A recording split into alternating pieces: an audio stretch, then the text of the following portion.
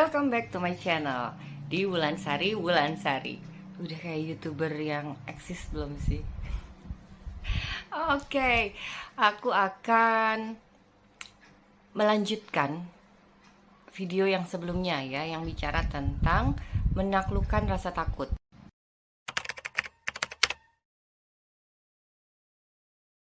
Kali ini aku akan mengulas lebih dalam dengan contoh-contoh yang aku alamin ya tentang menaklukkan rasa takut. Oke, yang pertama adalah sadari bahwa kalian takut. Ya, don't be afraid to realize that you are afraid.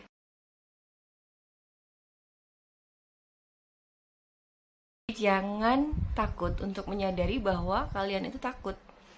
Kenapa? Karena kalau kalian memilih untuk denial, tidak mau mengakui bahwa kalian sedang takut, jangan-jangan ketakutan itu akan kalian bawa kemana-mana sampai bertahun-tahun, yang membuat kalian tidak melakukan apa-apa. Do nothing. Harusnya melakukan sesuatu, tapi kalian melewatkan kesempatan melakukan sesuatu karena kalian bawa ketakutan itu. Sayang banget, soalnya waktu kan berjalan terus gitu loh. Kalau kita nggak progres, wow, disayangkan. Yang pertama tadi itu ya, don't be afraid to realize that you are afraid. Yang kedua adalah be logic. Jadi kalian mesti logis lah berpikir.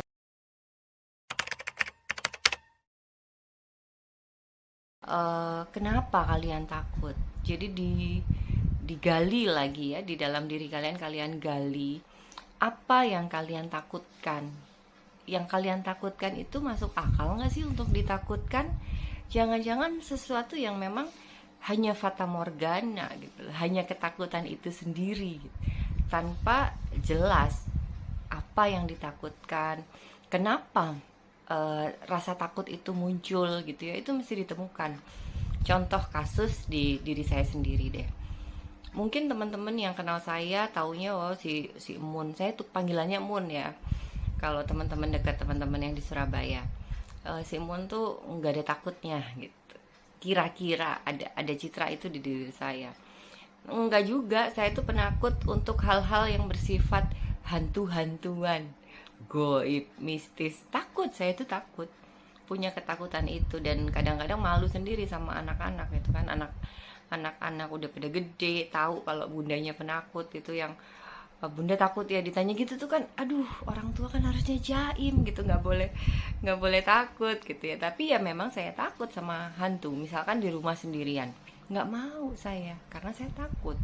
Nah, saya nggak bisa memberanikan diri karena saya akan tersiksa, saya bisa sakit gitu, ke fisik itu bisa pusing, bisa mual karena takut. Nah, akhirnya sebulan yang lalu kurang lebih saya ketemu sama sebabnya. Jadi gini, waktu saya kecil, saya ada pengasuh yang masih keluarga gitu ya, suka ditakut-takutin. Itu waktu kecil banget, jadi masuk ke bawah sadar guys. Kesian banget kan aku waktu itu. Jadi di bawah kolong kamar yang kakungku itu dibilanginnya suka ada kepala orang tanpa badan. Ngeri banget kan, ya Allah. Nah, dari situ ketakutan itu muncul, dan saya takut sendirian. Saya takut kalau disuruh pergi ke tempat yang gelap sendiri, yang saya merasa insecure gitu. Tapi kalau sama orang saya hampir nggak ada takutnya gitu ya, kalau selama saya benar. Nah, ketakutan itu saya temukan jawabannya. Asal mula saya takut itu waktu itu. Jadi saya konfrontir dengan pengasuh saya sebulan yang lalu. Kenapa aku dulu ditakut-takutin kayak gitu? Kelar. Saat ini, hari ini saya sudah nggak punya ketakutan itu. Makanya saya buat ini. Oke, kembali ke konten lagi ya, ke bahasan kita.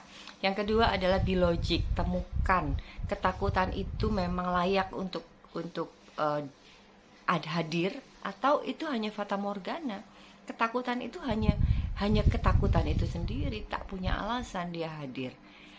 Satu udah, dua udah, tiga adalah ukur.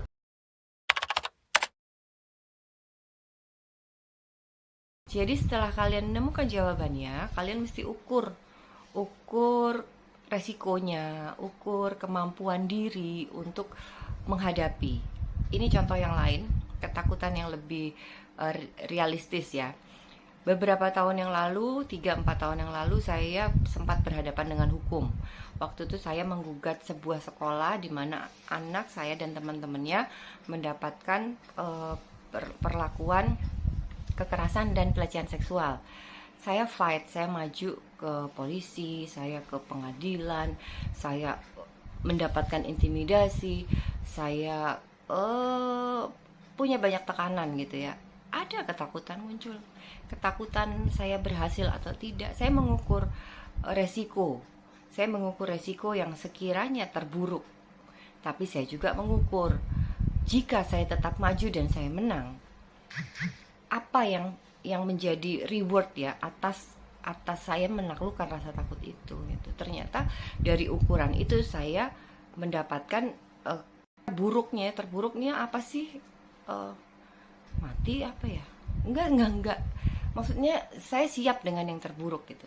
Dan saya juga mengukur di belakang saya punya kekuatan apa. Saya ada teman-teman dari waktu itu dibantu sama Yayasan Alit ya, saya punya teman-teman di LBH, saya siap disupport sama media gitu. Jadi artinya saya punya peluru gitu untuk melawan. Nah itu yang ketiga adalah ukur. Nah yang terakhir adalah make decision. Setelah ukurannya selesai gitu ya, kita selesai mengukur, kita buat keputusan apakah kita fight ataukah kita memang mundur. Kita harus menambah senjata untuk maju gitu. Tapi paling nggak yang pertama tadi ya, sudah tahu kalian takut apa. Yang kedua, be logic, apakah ketakutan itu pantas dipertahankan atau ketakutan itu harus ditaklukkan. Yang ketiga, ukur. Yang keempat, make decision.